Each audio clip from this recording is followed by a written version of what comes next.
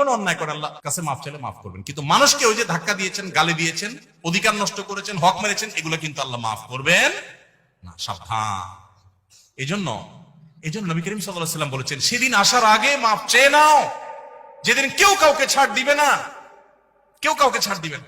গালি দিয়েছেন, রিকশালা ভাঙা দেন নাই, চুন থেকে নুন খসছে, কথা থেকে কথা বাড়ছে, তর্ক হয়ে গেছে, যা বেটা দিলাম না, কি করতে পারবি কর, চলে আসছেন, এটার ছাড় কিয়ামতের দিন হবে না। নবী সাল্লাল্লাহু আলাইহি ওয়াসাল্লাম বলেছেন, দুনিয়া থাকতে এগুলা মিটমাট করো, এই মামলা নিষ্পত্তি করো, তার হাত পায়ে ধরে মাপ চেয়ে এটাকে শেষ করে যাও, কিয়ামতের ময়দানে কেউ কাউকে ছাড়বে না।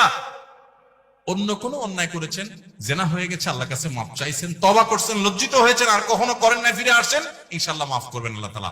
আল্লাহ বলেছেন, লা তাকনাতু মির রাহমাতিল্লাহ, আল্লাহর রহমত থেকে নিরাশ হইও না, ইন্নাল্লাহা ইয়াগফিরুয যুনুবা জামিআ, আল্লাহ সব গুনাহ মাফ করে দিবেন। অতএব জেনা করলেও আল্লাহ তাআলা কি করবেন? মাফ, কিন্তু তওবা করতে হবে খাঁটি অন্তরে, আর করা যাবে না, অনুতপ্ত হতে হবে।